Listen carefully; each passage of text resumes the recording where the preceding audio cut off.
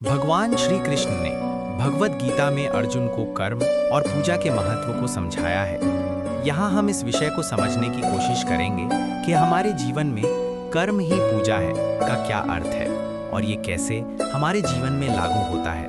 तो सभी भाइयों को जय श्री कृष्ण। कर्म का मतलब है कार्य या क्रिया। ये हमारे जीवन में किए जाने वाले सभी कार्यों को संदर्भित करता है, चाहे वे छोटे हों या बड़े। कर्म केवल शारीरिक क्रियाओं तक सीमित नहीं है, इसमें हमारी सोच, भावना और निर्णय भी शामिल होते हैं। भगवान कृष्ण ने अर्जुन को बताया कि हर व्यक्ति को अपने कर्तव्यों का पालन करने में संलग्न रहना चाहिए। पूजा का सामान्य अर्थ है ईश्वर की आराधना करना, लेकिन गीता में भगवान कृष्ण ने पूजा के विस्तार को बताया है। पूजा केवल मंदिर जाकर की जाने वाली धार्मिक क्रियाएं नहीं है, बल्कि ये जीवन के हर क्षेत्र में भक्ति भाव से किए गए कार्य हैं। जब हम ईश्वर को समर्पण भाव से अपने दैनिक कार्यों को करते हैं, तब वह भी पूजा के समान होता है। भगवान कृष्ण ने अर्जुन को समझाया कि कर्म और पूजा में एक गहरा संबंध है। जब हम अपने कर्तव्यों को ईमानदारी से निभाते हैं, तो वह एक तरह की पूजा होती है। उदाहरण के लिए, एक शिक्षक जब अपने छात्रों को ज्ञान प्रदान करता है, तो वह अपने कर्म के माध्यम से ईश्वर की पूजा कर रहा होता है।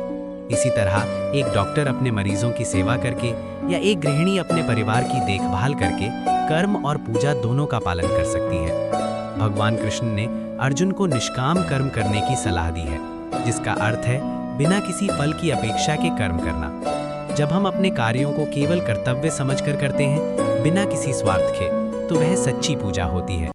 निष्काम कर्म करने से व्यक्ति का मन शुद्ध होता है और वह आंतरिक शांति को प्राप्त करता है।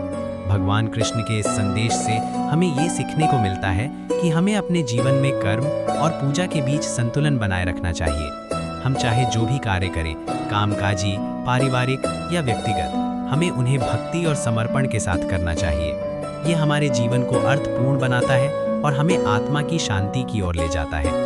भगवान श्री कृष्ण का ये संदेश हमें ये बताता है कि कर्म का महत्व केवल धार्मिक क्रियाओं में नहीं है, बल्कि हमारे दैनिक जीवन में हमारे द्वारा किए गए सभी कार्यों में निहित है। जब हम अपने कर्मों में पूजा के भाव को समाहित करते हैं, तब हम न केवल अपने जीवन को संपूर्णता देते हैं, बल्कि ईश्वर के प्रति अपने कर्तव्यों का भी पालन करते हैं। इस प्रकार कर्म ही पूजा का संदेश हमें अपने जीवन में कर्म को प्रमुखता देने और उसे ईश्वर के प्रति समर्पित भाव से करने की प्रेरणा देता है। अर्जुन को ये समझाते हुए भगवान कृष्ण ने मानवता को एक गहरा संदेश दिया है, जो आज भी प्रासंगिक है।